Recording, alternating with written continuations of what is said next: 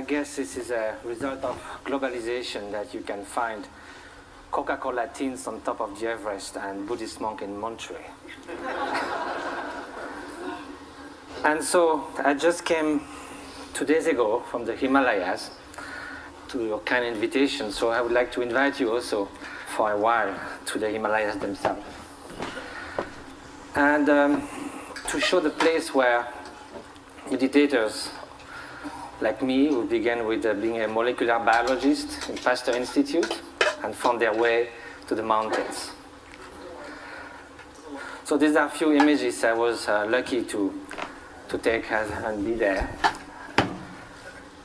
This is the Mount Kailash in eastern Tibet, wonderful setting. This is from Marlborough country.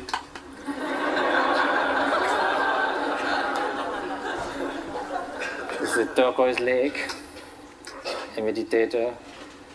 This is the hottest day of the year, somewhere in eastern Tibet, on August 1st. And the night before, we camped, and my Tibetan friends said, we're going to sleep outside. And I said, why? We have enough space in the tent. They say, yes, but it's summertime.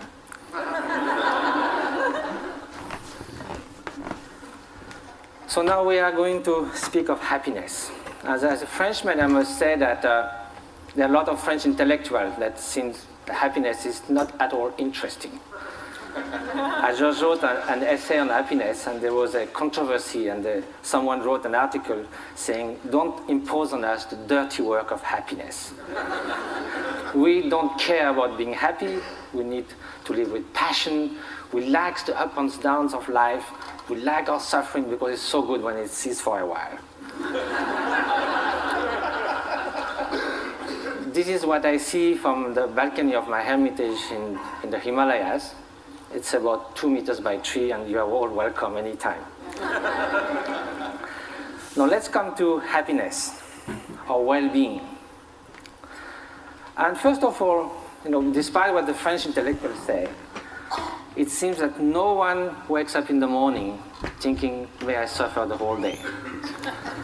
Which means that somehow, consciously or not, directly or indirectly, in the short and the long term, whatever we do, whatever we hope, whatever we dream, somehow is related to a deep, profound desire for well-being or happiness. As Pascal said, even the one who hangs himself somehow is looking for a cessation for suffering. He finds no other way. But then if you look in the literature, East and West, you can find incredible diversity of definition of happiness. Some people say, can only be lived in remembering the past, imagining the future, never in the present. Some people say happiness is right now, is the quality of the freshness of the present moment. And that led to Henri Bergson, the French philosopher, to say all the great thinkers of humanity have left happiness in the vague so that they could define, each of them could define in their own terms. Well, that will be fine if it was just a secondary preoccupation in life. But now if it is something that's going to determine the quality of every instant of our life, then we better know what it is, have some clearer idea. And probably the fact that we don't know that is why so often, although we seek happiness, it seems we turn our back to it. Although we want to avoid suffering, it seems we are running someone towards it. And that also comes from some kind of confusions. One of the most common one is happiness and pleasure. But if we look at the characteristic of those two, pleasure is contingent upon time, upon its object, upon the place. It is something that changes of nature. Beautiful chocolate cake, first serving is delicious, second one, not so much, then we feel disgust. That's the nature of things. We get tired. I used to be a fan of Bach. I used to play it on the guitar, and I can hear it 2, 3, 5 times. If I had to hear it 24 hours non-stop, it might be very tiring.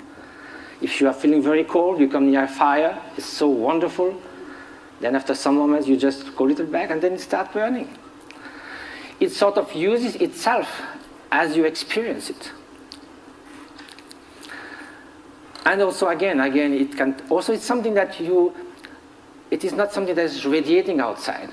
Like, you can feel intense pleasure, and some others around you can be suffering a lot. Now, what then will be happiness? And happiness, of course, is such a vague word. So let's say well-being. And so I think the best definition, according to the Buddhist view, is that well-being is not just a mere pleasurable sensation.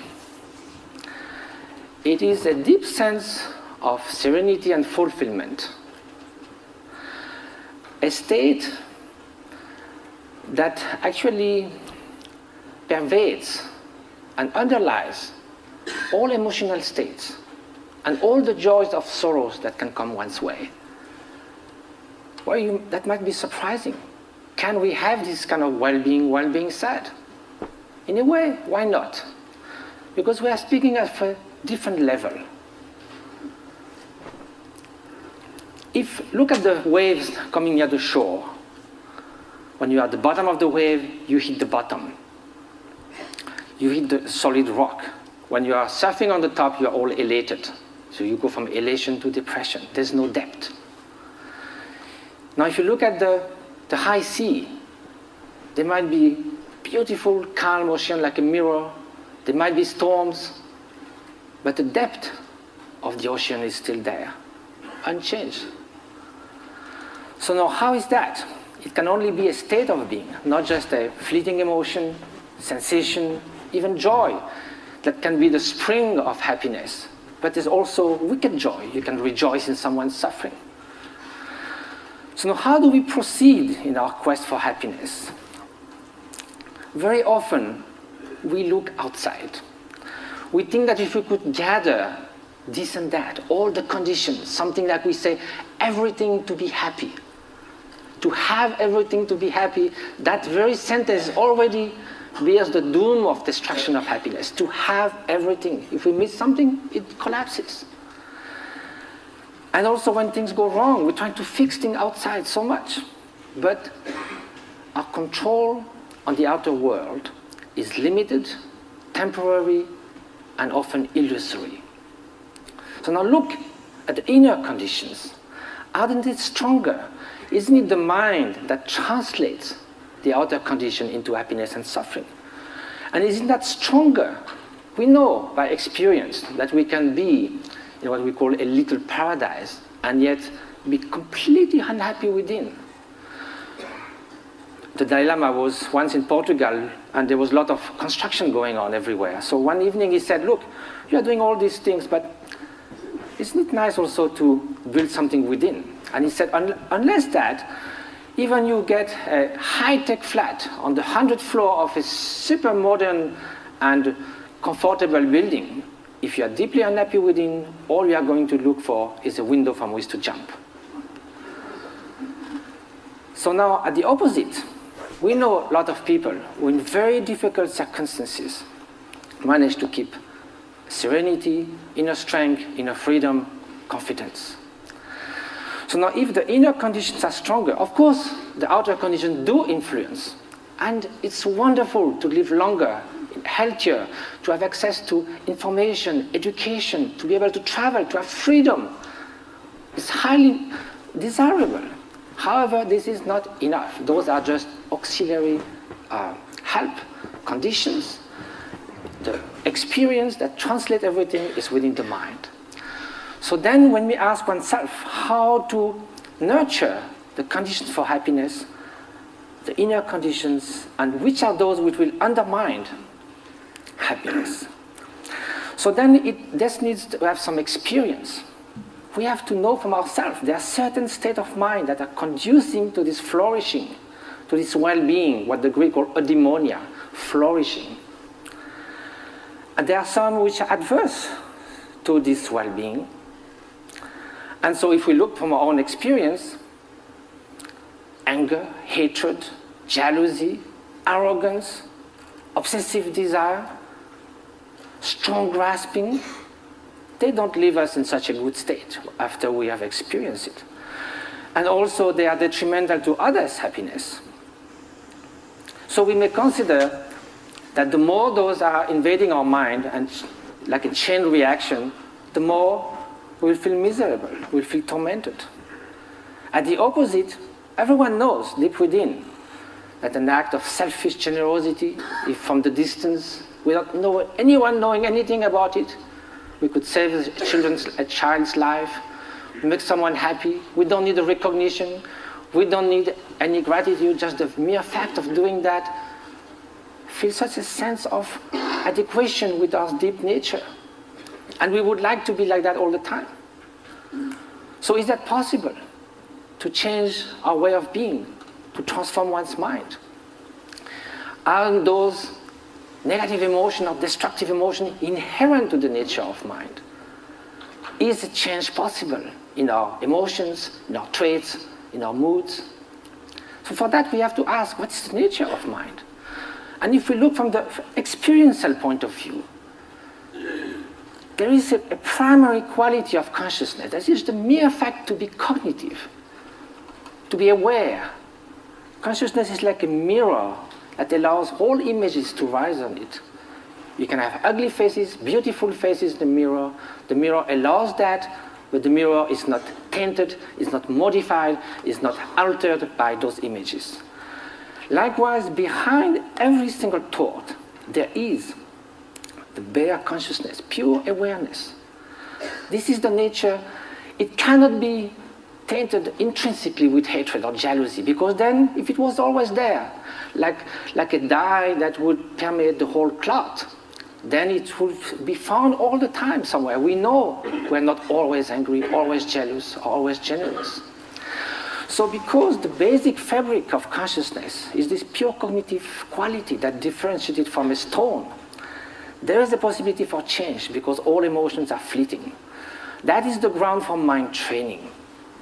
Mind training is based on the idea that two opposite mental factors cannot happen at the same time. You could go from love to hate, but you cannot at the same time, toward the same object, the same person, want to harm and want to do good. You cannot in the same gesture shake hand and give a blow. So there are natural antidotes to emotions that are destructive to our inner well-being. So that's a way to proceed.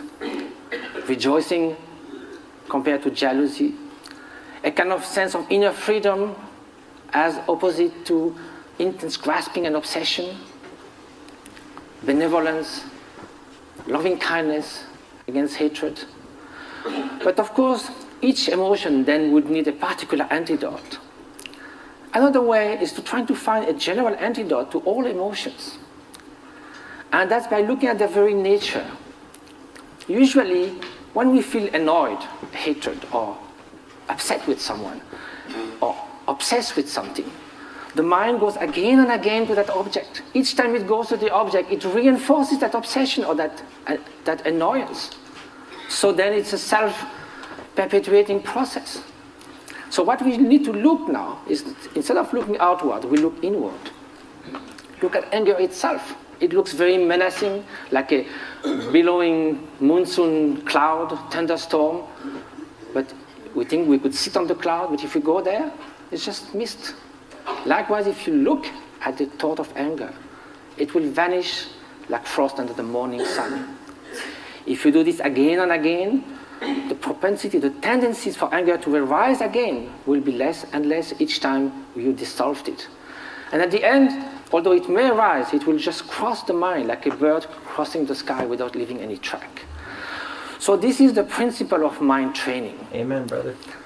Now, it takes time, because it took time for all those faults in our mind, tendencies to build up. So it will take time to unfold them as well. But that's the only way to go. Mind transformation. That is the very meaning of meditation. It means familiarization with a new way of being, new way of perceiving things, which is more in adequation with reality, with interdependence, with the stream and continuous transformation which our being and our consciousness is. So the interface with cognitive science, since we need to come to that, and what was the subject of we have to deal in such a short time, with brain plasticity. It was thought to be more or less fixed. All the neuronal connection in numbers and quantities were thought till the last 20 years, thought to be more or less fixed when we reach the adult age. Now recently it has been found that it can change a lot. A violinist, as we heard, we have done 10,000 hours of violin practice. Some area that controls the movements of fingers in the brain change a lot. Increase and reinforcement of the synaptic connections. So can we do that with human qualities, with loving kindness, with patience, with openness? So that's what those great meditators have been doing. Some of them who came to the labs, like in Madison, Wisconsin, or in Berkeley, did 20 to 40,000 hours of meditation. They do like 3 years retreat where they do meditate 12 hours a day, and then the rest of their life they would do that 3-4 hours a day. They are real Olympic champions of mind training. This is the place where they meditate. You can see it's kind of inspiring. Now, here with 256 electrodes.